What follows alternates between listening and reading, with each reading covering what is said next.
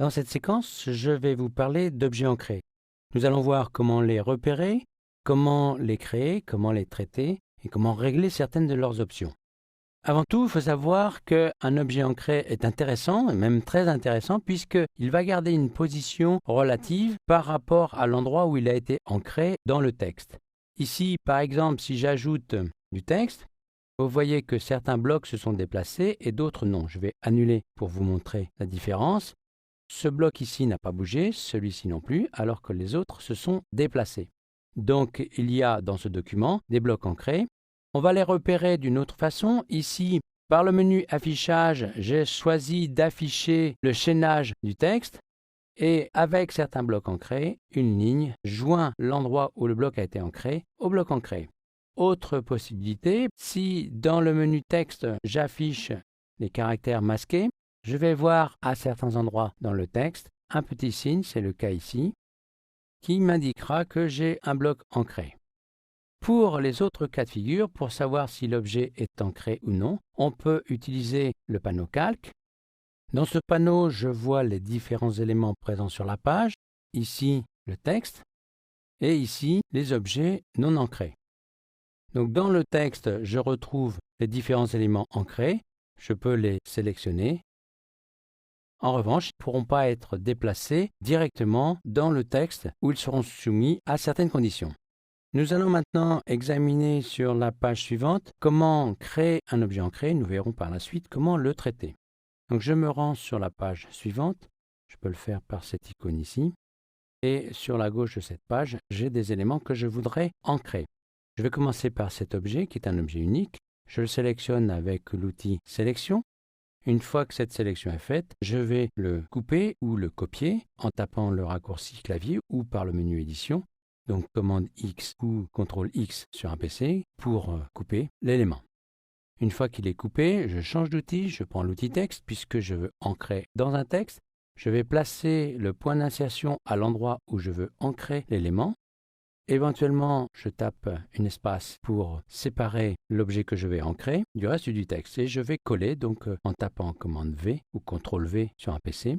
J'aurais pu éventuellement le faire par le menu édition. L'objet apparaît ancré. Je peux éventuellement aller ancrer cet objet ailleurs en retapant la commande du menu édition. Si maintenant je souhaite ancrer ces éléments, il faut impérativement que je les associe dans un groupe. Pour cette raison, je les sélectionne. J'aurais pu également les sélectionner par le panneau calque, par majuscule clic. Une fois leur sélection faite, je vais les associer en utilisant la commande du menu contextuel. J'aurais pu le faire également par le menu objet ou encore au clavier en tapant commande G. Je vais cette fois-ci copier, donc commande C. Je vais me placer dans le texte à l'endroit où doit apparaître cet élément et je vais le coller. Vous voyez que automatiquement cet objet apparaît collé. Bien que j'ai affaire à deux éléments ancrés, ils peuvent encore être manipulés. Par exemple, je peux sélectionner cet objet et le déplacer avec les touches du clavier ou éventuellement par glissement. Cependant ici, vous constatez que je ne suis pas complètement libre dans mon déplacement manuel. De la même façon ici, je peux sélectionner cet objet, le déplacer ou éventuellement le pivoter, le redimensionner s'il était trop grand.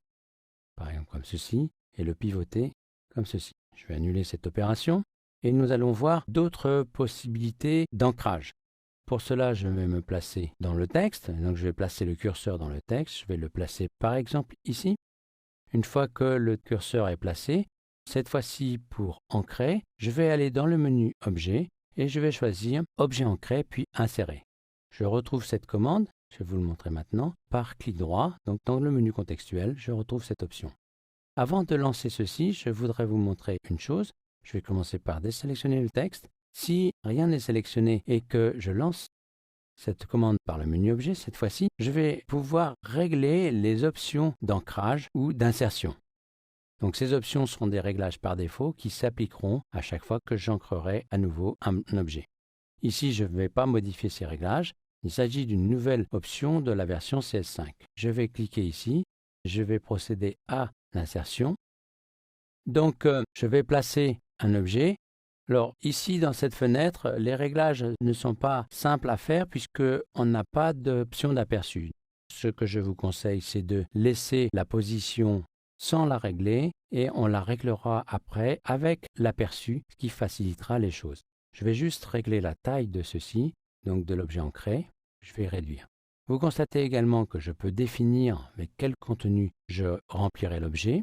Donc soit un texte, soit une image, soit un contenu non attribué. Quelle que soit l'option que je vais choisir, je pourrais, même si je choisis image, remplir avec un texte et inversement, si je choisis texte, remplir avec une image. Je peux préparer des styles d'objets, comme nous le verrons par la suite, et les appliquer ici directement. Par défaut, aucun style n'est appliqué. Maintenant, donc, je vais laisser ce réglage. On va voir apparaître l'objet ancré. Je vais éventuellement le remplir et une fois qu'il sera rempli, on regardera le réglage ici de ces différents éléments. Donc l'objet ancré apparaît ici. Je vais le remplir en tapant la touche commande D pour importer. Je vais importer cet élément qui va se placer dans le bloc. Si le bloc est trop grand, comme je l'ai dit tout à l'heure, je peux encore le modifier. C'est ce que je vais faire ici. Vous voyez que le point d'alignement se modifie et je vais maintenant retourner dans les réglages pour regarder comment les effectuer. Donc pour cela, dans le menu objet, je choisis option d'objet ancré, ici. Je retrouve la fenêtre de tout à l'heure, tout au moins partiellement, où je vais pouvoir régler la position. Cette fenêtre, elle peut apparaître quelle que soit la façon dont vous avez ancré l'objet. Donc, c'est-à-dire que j'aurais pu utiliser cette possibilité pour cette étoile que j'ai ancrée par collage ou cet élément que j'ai ancré par collage. Donc, ici, j'ai l'option personnaliser. On va pouvoir examiner le point de référence. Vous voyez qu'il est ici dans l'angle inférieur droit. Je peux le changer pour choisir l'angle supérieur droit ou un autre point de référence. Donc, j'ai 9 possibilités. Je vais par exemple choisir celui-ci. Maintenant, je choisis la position par rapport à l'ancrage, donc référence, donc l'objet se place de l'autre côté ou au centre selon le cas. Je vais le remettre de ce côté-là. L'objet a une position relative horizontale et verticale que l'on va régler avec ces deux options ici. Cette position peut être par rapport au bloc de texte, au marqueur d'ancrage, c'est-à-dire le point où on a cliqué dans le texte. À la marge, ici, les trois options bord de colonne, bord de texte et marge ont même effet puisque le bord du bloc est confondu avec le bord de marge et le document ne possède qu'une seule colonne. En revanche, si je choisis bord de page, l'élément se déplace et ici, il sera hors de la page. Ce genre de placement peut être intéressant pour dessiner des traits de pliage. Donc là, je vais revenir sur bord de texte. Je peux le décaler, donc pour l'écarter un petit peu du texte éventuellement. Ou au contraire, faire un décalage négatif pour le rentrer dans le texte. De la même façon, je peux régler verticalement, donc par rapport à la hauteur des capitales, de la ligne bloc, donc c'est le haut des lettres, ou un réglage lié, comme précédemment, au bord de colonne, de page ou de marge. Je peux empêcher le positionnement manuel, c'est-à-dire que je ne pourrai plus le déplacer comme j'ai fait tout à l'heure. Et vous voyez que grâce à cet aperçu, je peux facilement régler la position de l'objet. Je valide et nous allons voir maintenant les derniers traitements possibles pour cet élément ancré. Il s'agit de traitements de type typographique puisqu'il s'agit d'un texte dans lequel on a ancré un objet. Donc cet élément ancré peut être sélectionné comme un caractère. C'est ce que je fais ici. À partir du moment où cet élément est sélectionné comme un caractère, je vais pouvoir, dans le panneau de contrôle, agir sur certains attributs de caractère. Les modifications sont relativement limitées. Je vais pouvoir, par exemple, descendre ici. Et je pourrais surtout régler l'interlignage, c'est ce que je vais faire sur celui-ci, qui a été réglé selon la taille de l'objet ancré. Donc je peux réduire ici pour retrouver un interlignage correct par rapport au reste du texte. Je peux encore affiner la position et descendre ici. Voilà ce réglage. On va en terminer en revenant sur un réglage que j'ai signalé ici. Je vous ai dit tout à l'heure qu'un objet ancré d'une autre manière, c'est-à-dire par collage, peut être réglé comme un objet inséré. Donc ici, si je retourne dans cette fenêtre, je vais retrouver le réglage en cours et je peux en changer, soit le personnaliser, comme je l'ai fait tout à l'heure, soit utiliser ce réglage ici qui va me permettre d'avoir une ligne uniquement pour cet objet.